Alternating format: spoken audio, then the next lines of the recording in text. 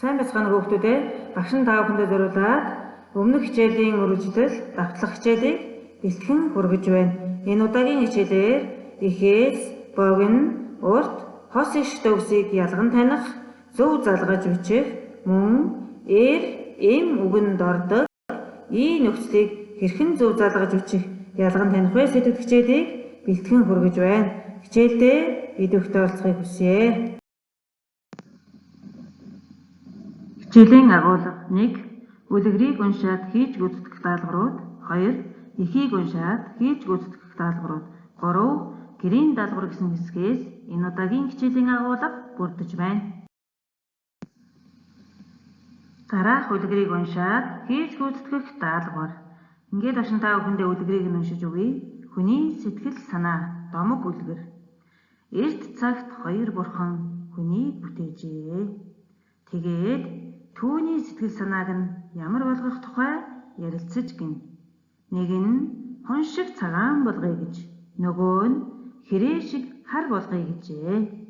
Тэгээд нэг бурхан нь хэрээ шиг хар болгочвол хүн чөтгөр шулам шиг муухай санаатай болно доо гэхэд, нөгөө бурхан нь хэрв хон шиг цагаан болгочвол хүмүүс хитрхи сайхан санаатай болж бүх идэх юмаа амьтанд хувааж өгөөд өөрөө өсөж өгөх болно. Ингэхлээр хүний сэтгэлийг шаазгаа шиг алаг хий гэжээ. Тийм учраас хүний сэтгэл санааг шаазгаа шиг алаг ирээн хар цагаан хосолдог болсон гинэ. За энэ үлгэрийг уншаад сонсоод хийж гүйцэтгэх ажлууд. Хөх өнгөөр тэмдэглэсэн үгсийн и нөхцөлийн дүрмийг тайлбарлаж бичих нь байна. Улаан өнгөөр, ногоон өнгөөр, ягаан өнгөөр тэмдэглэсэн ишгийг ямар ишиг гэж нэрлэдэг вэ? Жишээлбэл ногоон өнгөөр тэмдэглэсэн а ишгүүдийг богино ишиг гэж нэрлэдэг гэх мэтээр бүгдийг нь үчээд дэлгэрэнгүй тайлбарлаарай. Дараах эхийг уншаад хийж гүйцэтгэх даалгавар. За багш та бүхэнд эхийг нь уншиж өгье. Тот хүний хэлээр үг хэлж чадна.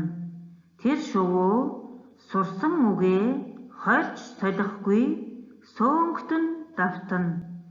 Зарим нь тол бичгийг ч орлоно. Үүнд хайр холын аль эрт устсан улаан арстан ийnkүүдийн хэлийг эрдэмтэд тотын хэлнээс сэргээн мэджээ. Тэдгээр тот 20-30 биш, харин хэдэн зуун ийnkүг мэддэг байжээ. За хийж гүйцэтгэх даалгаврууд нь 1.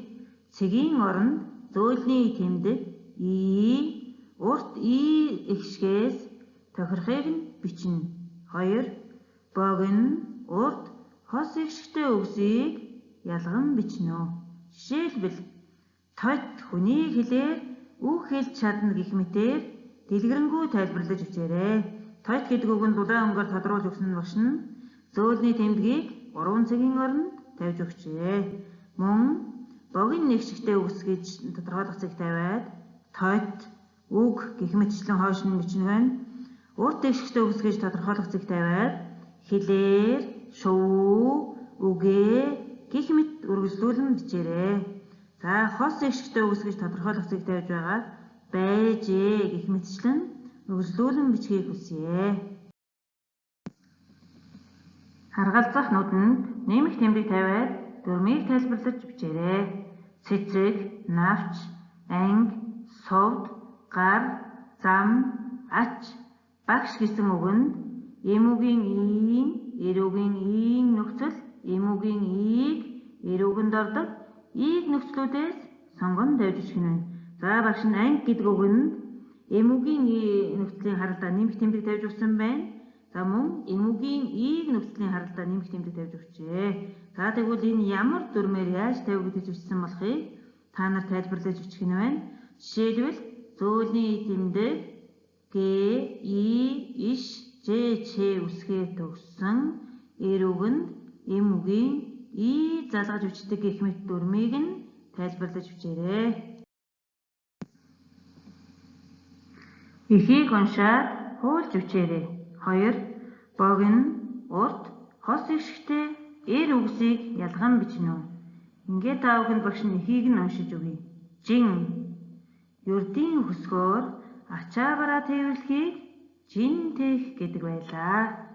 Жинг үхэр тэрэг, морин тэрэг, голдуу тэмээгээр тээн. Хомтой тэмээний хоёр талд тэнцүүлэн ачих ачаад тэмээний тэнгэн. Хоёр тэнг тэмээний бүхний хоорондоор гогцоогоор холбож шороор твхтэн ачдаг. За энд үгийн тайлбар оруулж өгсөн сайн харъя. Жин гэдэг үг нэгдүгээр аян тээврийг хэлдэг байх нь, хоёрдугаар хүнд хөнгөний хэмжээг жин гэж хэлдэг байх нь, эмх цэгцтэй болох буюу жин тан хийх гэх мэт хэлдэг байх нэ. Энэ удаагийн ихэд бид нэр холын замд тээвэрлэх буюу аян тээвэр гэсэн утгаар нь жин гэдэг үгийг хэрэгжилжээ. За жин тээх гэдгийг зурагтанд харгалзуулан сайн хараарай. Удаан хугацаагаар холын замд ачаа тээвэрлэхийг хэлдэг байна. Хомтой тэмээ. Тэмээний нүцгэн биен дээр ачаа ачих юм бол мэдээж холгон шүү дээ хүүхдүүдээ. Тэгвэл биеийг нь холгуулахгүй байхын тулд эсгийгээр ороож дээр нь ачаа ачдаг. Ингэхийг тэмээ хомнох буюу хомтой тэмээ гэж хэлдэг байна. За морин тэрэг, үхэр тэрэг гэсэн үгсийг зургийг нь хамт оруулж өгсөн байна. Сайн ажиглаа, үгийн баялгаа нэмэгдүүлээрэй. Эхийг уншаад хийж гүйцэтгэх даалгавар. Эхийн сэдэв гүрвэл. Манай орны говь нутгаар хонин гүрвэл элбэг. Үүнийг 50 сая жилийн өмнөх үлэг гүрвлийн төрлийн амьтан гэхэд даанч ялгүй жижигхэн биетэй турхан амьтан. Тэдний өв дээдэс 20 м илүү өндөр зузаан арьстай булаа амьтад байсан нь сонихон. За нэгдүгээрт богино, урт, хос ихшигтэй үгсийг ялган бичих. 2. Эр, эм ихшигтэй үгсийг ялган бичих. 3. Эр үгийн и, эм үгийн и нөхцөл орсон үгсийг ялган бичих. 4. Гүрвэл, сая гэсэн үгсөд и нөхцлөөс тохирохыг нь залгаж бичээрэй. Гэрийн даалгавар 3, 4, 5, 6, 7, 8 дугаар слайд буюу хуудсанд байгаа хичээлүүдийг дэвтэртээ бичиж хийх даалгавар байгаа шүү. Даалгавраа хугацаанд нь хийгээд хичээл ордог багш нарын хаягаар илгээгээрэй. Санамж хичээлийн даалгаврын нэрийг зөвхөн хэрэглэгчээр бичиж илгээхийг хүсье. Анхаарал хандуулсан та бүхэндээ баярлалаа.